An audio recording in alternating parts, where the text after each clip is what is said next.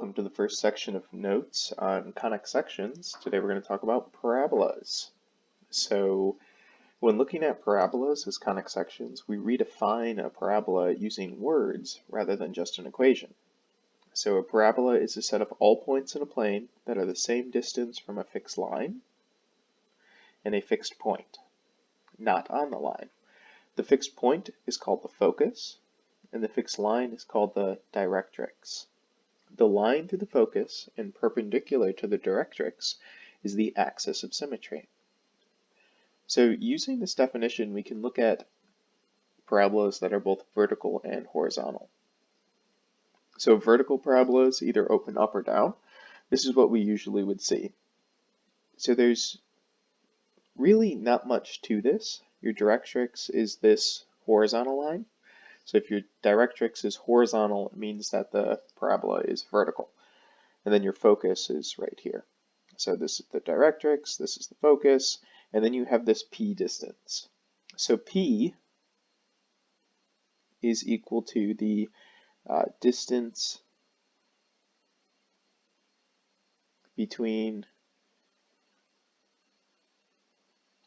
the focus and vertex. Okay, so P is the distance between the focus and the vertex, and it's also the distance between the vertex and the directrix in a perpendicular path along the axis of symmetry. And notice that the focus and vertex are both on the axis of symmetry, which is important to notice. With horizontal parabolas, it's just kind of the same thing, except they're horizontal.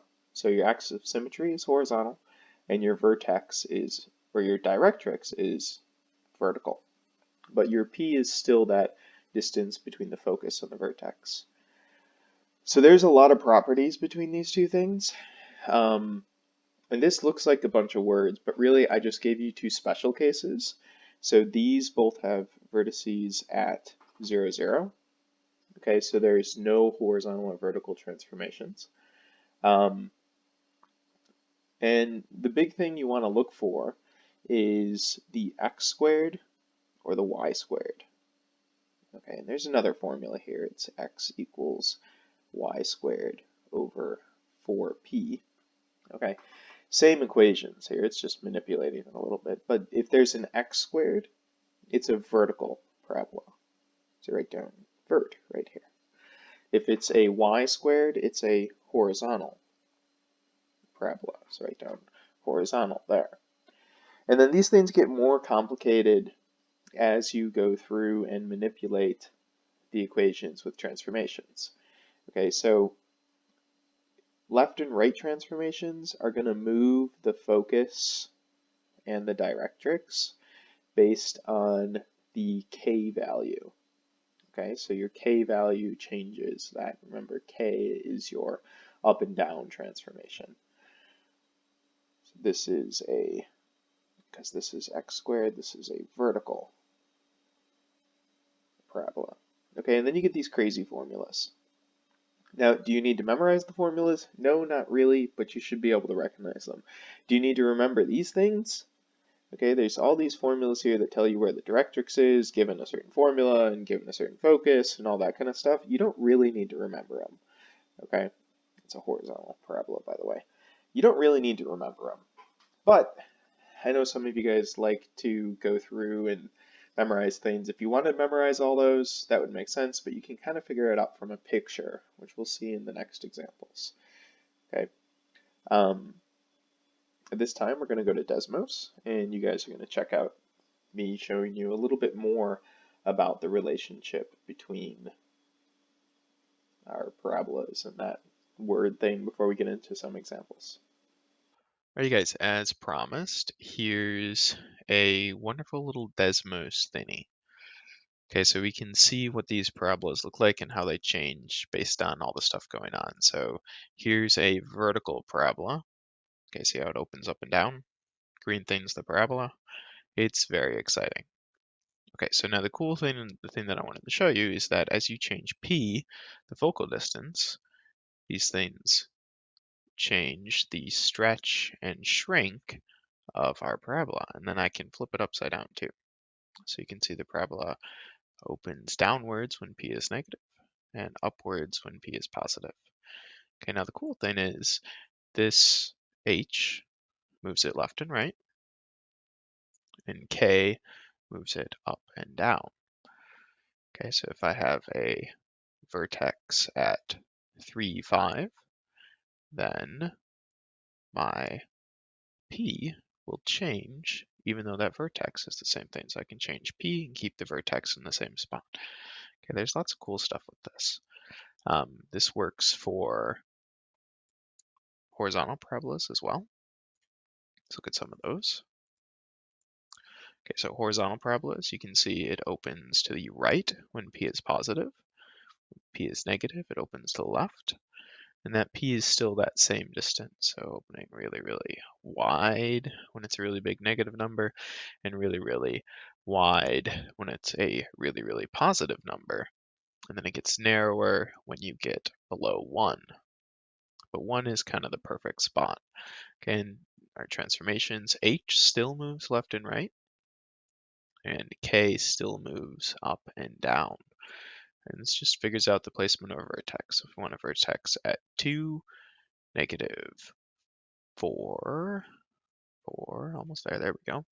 You can see that p will change, but your vertex will stay in the same spot, but that focus and directrix will move.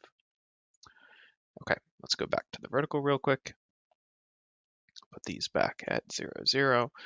Okay, so one of the parts of the definition that's a little bit confusing is the definition of it's the set of all points that are the same distance from the focus and the directrix. Okay, so same distance, so perpendicular to the directrix and just directly to the focus from that. Okay, so the set of all points that are the same distance from those. Okay, so I did a little thing where you can see that. Okay, so as I change A, this point on the parabola will move. And if you notice, the purple distance is going to stay the same for either of those line segments. Okay, so this distance is the same as this distance here, which is pretty cool, I think. But you guys can see this. And look, it works if you flip it over. So as this changes, those distances stay the same regardless of where your point on the parabola is. And that's, I really like this definition of a parabola. It kind of separates you from a equation definition and gives you that nice geometric definition. Geometry is a little bit cool. It's like when you talk about a circle, you look at it's the set of all points equidistant from a single point. And that's just a really nice, concise definition. So our definition of a parabola is it's the set of all points that are equidistant from a single line and a single point, which is pretty cool. Okay, let's go back to the notes and finish those up. Okay, after seeing that Desmos exploration, it might make a little bit more sense what these parabolas kind of look like and how they can shift and change based on our transformations. There's just one other little piece that we have to talk about. So what is 1 over 4p? So if you look at these equations here, you can see 1 over 4p is in the same spot as what a would be in our vertex form. So a was the stretch or shrink factor. So 1 over 4p is equal to our stretch or shrink. So that p-value is part of a. It determines what direction you open and then how wide your parabola opens as well.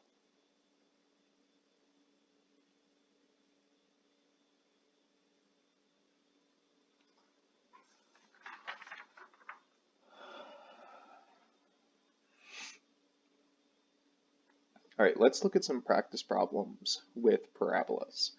Okay, there's multiple ways to do these.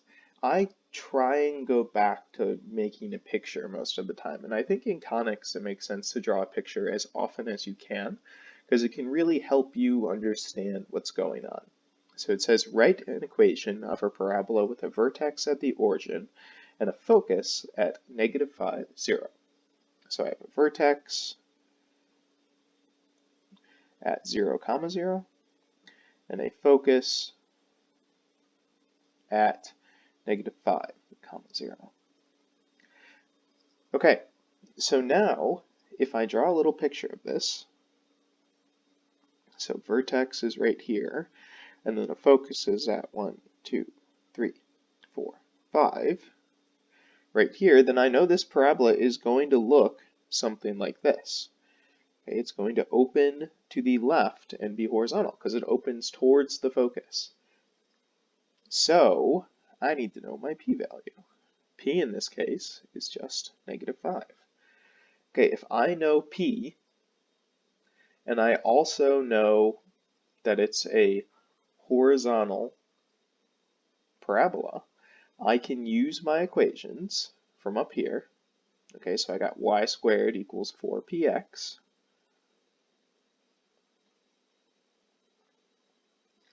to go through and figure out my formula. Now, because the vertex is at 0, 0, I don't have to use my formulas with the h and the k in them. I can go through and just use this basic one. So I can plug in p, I get y squared is equal to -20x. And then if I wanted to put this in a little bit more usable form, I would say x is equal to 1 over 20, make that negative, y squared. That's how you write that equation. Okay, our next problem says write an equation of a parabola with a vertex at -3, 5 and a directrix at y equals 4. Same process. Let's go through and write stuff down. Okay, if I have a vertex, that means I have an h and k value. So my h value and k value are different than 0 this time. H is equal to -3 and k is equal to 5. And then I also have that y equals 4 as my directrix. So let's make a little graph so we can see what's going on. So let's graph the line y equals 4. 1, 2, 3, 4. So here's my directrix. And then I need to graph my vertex as well. So I go about -1, 2, 3, go up to +5. There's my vertex. All right, if this is the vertex and this is directrix, this distance here is going to be 1. So P is equal to 1. And then I know this is going to open up this way. And I also know my focus is going to be at -3, 6. Just based on the properties and the relationships and everything. I know it's going to be the same distance away from the vertex along my axis of symmetry as the directrix one. The directrix was 1 away, so the focus has to be 1 away on that axis of symmetry.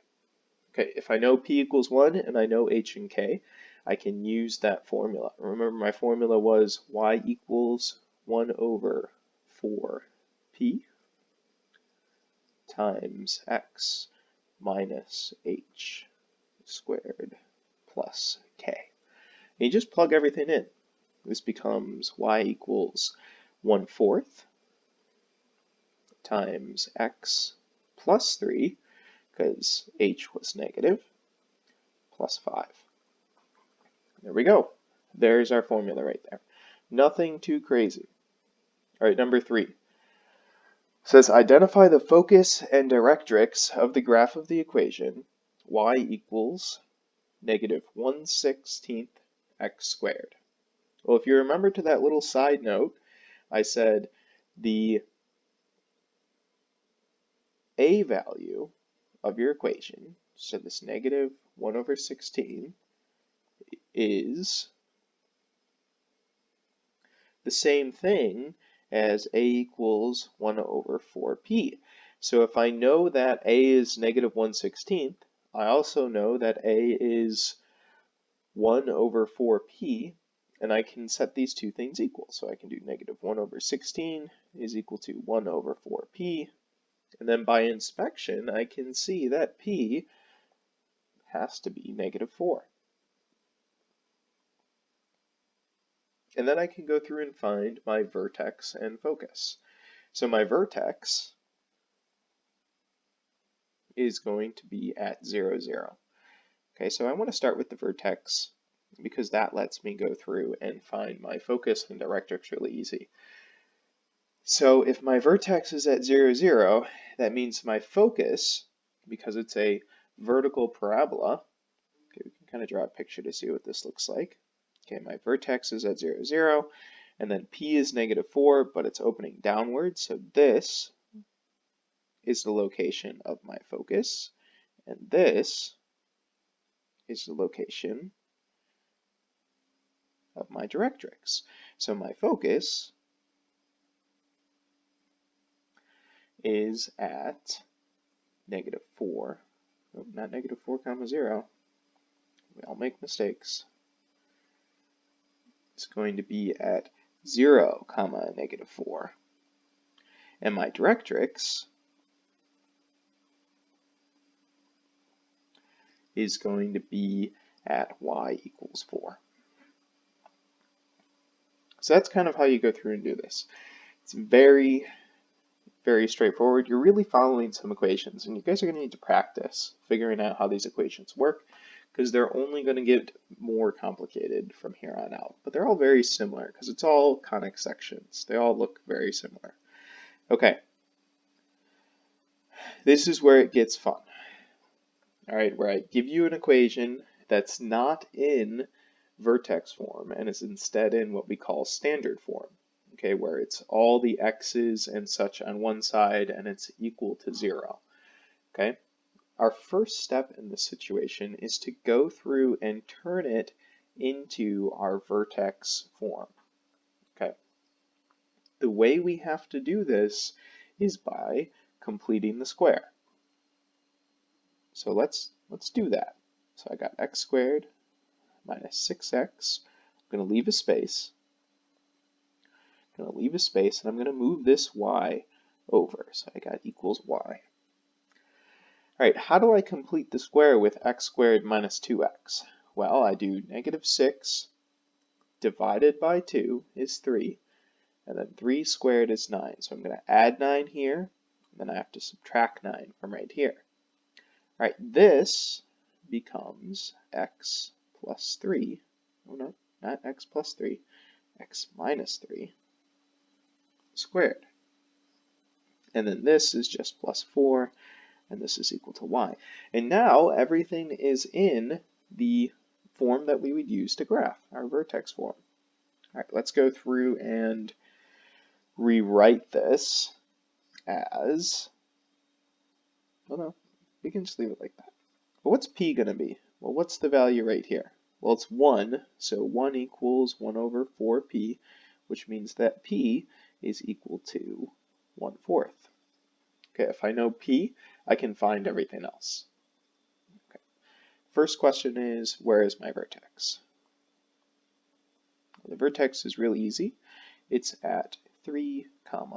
All right, if I know the vertex, I can then go and find my focus and my directrix.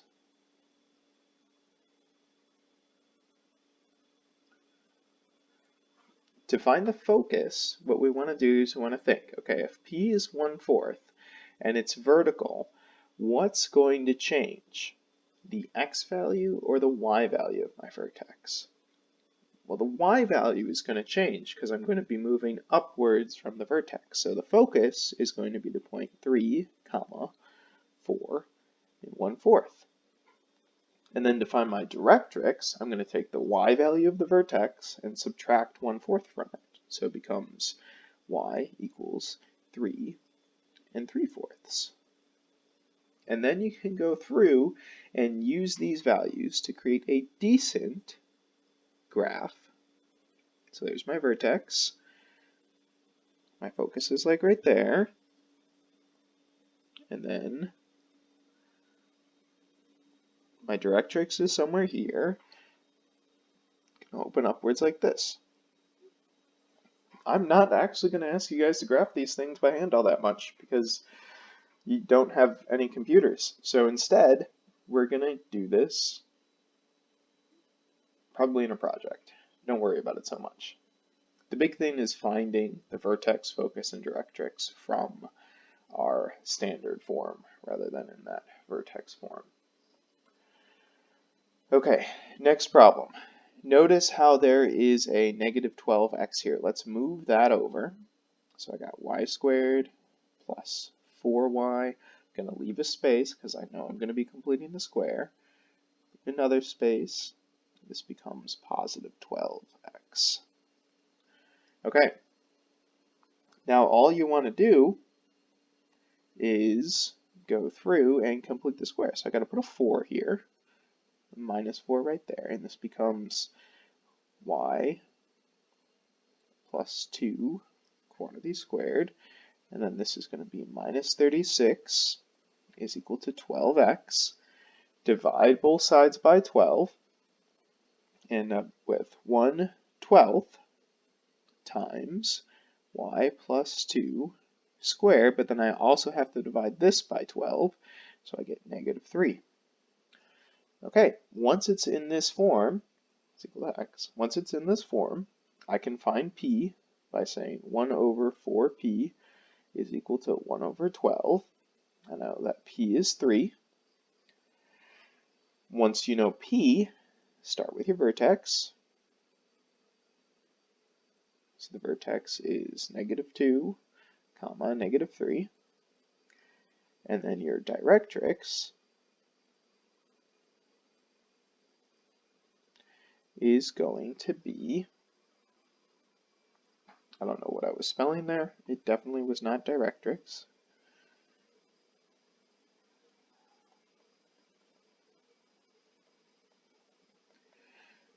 Focus. Okay, so my directrix is going to be, well, let's think about it. P is 3, and I got my vertex at negative 2, negative 3. Let's plot that. So negative 2, negative 3. I know it's going to be opening this way, and I know my focal distance is 3, so my vertex is at the point 1, negative 3. Sorry, my focus is at the point 1, negative 3. That means my directrix is the line y equals negative 5.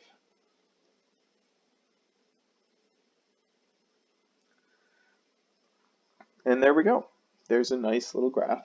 Pretty much all you got to do. So good luck on the assignment on IXL. It's much easier than doing this graphing part. There's going to be a small portion where you have to go through and actually complete the square, and these notes are available to you online. Sorry they ended up being so long, but it's notes for 2 days essentially, and you guys will be fine. Good luck on the homework.